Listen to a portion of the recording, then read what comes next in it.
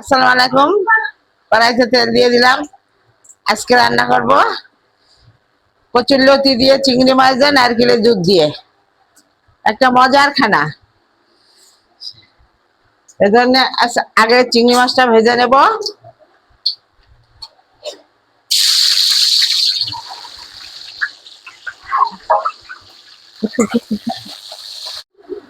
চিংড়ি মাছটা ভেজে তুলে দিয়েছি। ওই তেলের মধ্যে পেঁয়াজ দিয়ে দিলাম 1 কাপ মতো।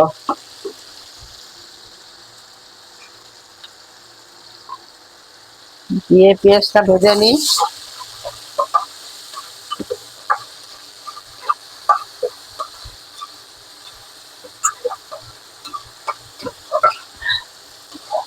যারা আমার রান্নাটা দেখছেন তারা একটু আমার চ্যানেলটাকে সাবস্ক্রাইব করে দিয়েন। আর যারা ফেসবুক থেকে দেখছেন তারা একটু ফলো দিয়ে দিয়েন আর লাইক দিয়ে একটু দেখা শুরু করেন। কেউ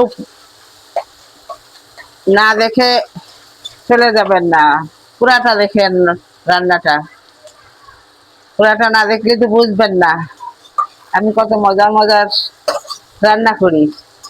এরকম আপনারাও রান্না করে খাবেন, পুরাটা দেখবেন আর আমার মতো ট্রাই করবেন, ট্রাই করে খেয়ে দেখবেন।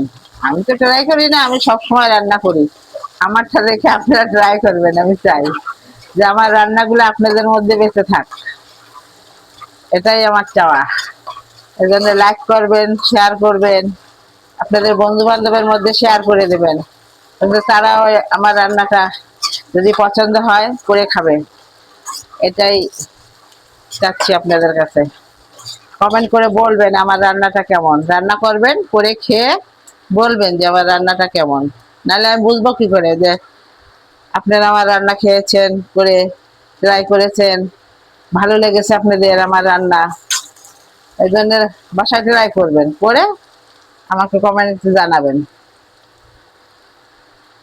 এবার পেঁয়াজ ভাজি করে নিলাম। এর মধ্যে 1 টেবিল চামচ রসুন বাটা দিয়ে দিলাম। দিয়ে রসুনটা কষিয়ে নেব।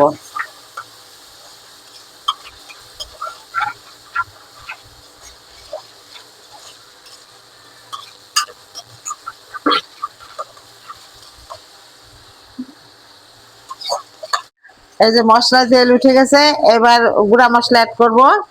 ঝালের গুঁড়া 1 চামচ, লবণ, জিরার গুঁড়া 1 চামচ, হলুদ আধা চামচ, ধনিয়া 1 চামচ, সব একসাথে দিয়ে দেব। দিয়ে কষাই নিব।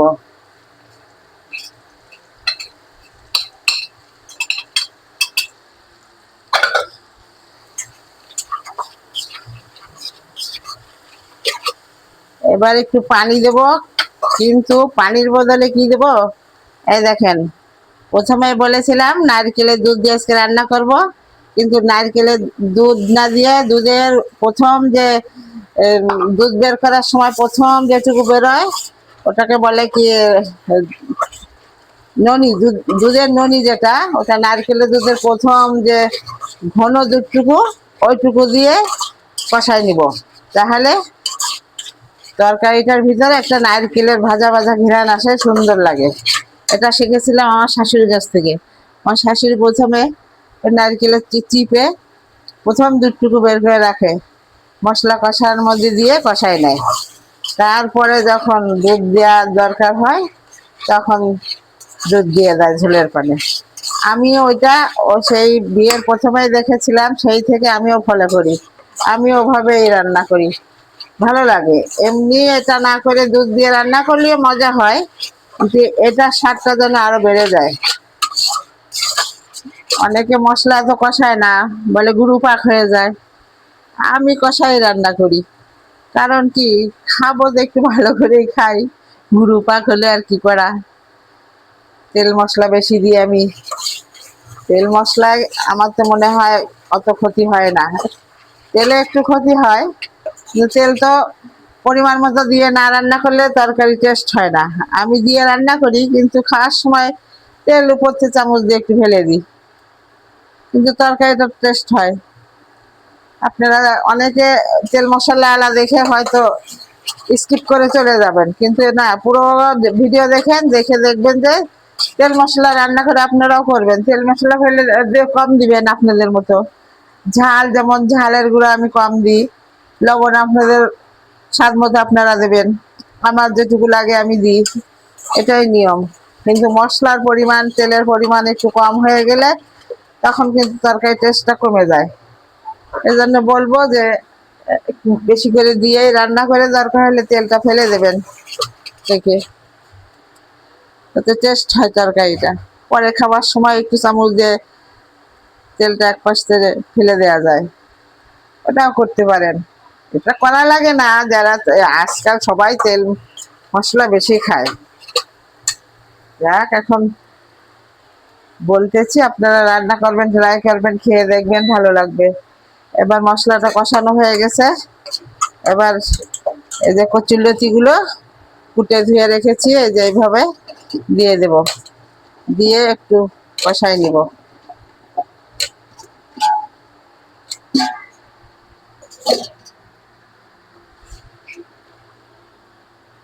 পানি দিয়ে দেবো।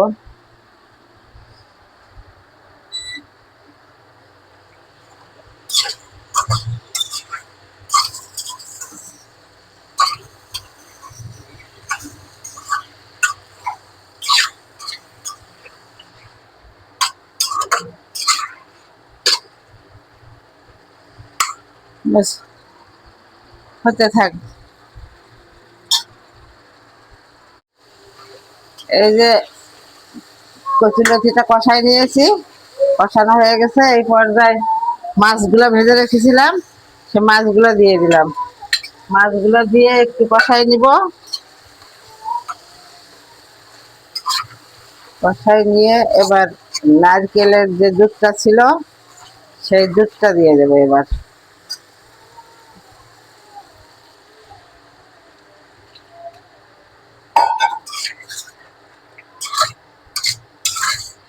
বাস, এবার হতে থাক, হয়ে গেলে আবার শেষে দেখাই দেবো আপনাদের। এই যে কচুরলতি হয়ে গেছে, এখন পরিবেশন পাত্রে পরিবেশন করে দেব। চুলা বন্ধ, পরিবেশন পাত্রে পরিবেশন করে দিলাম।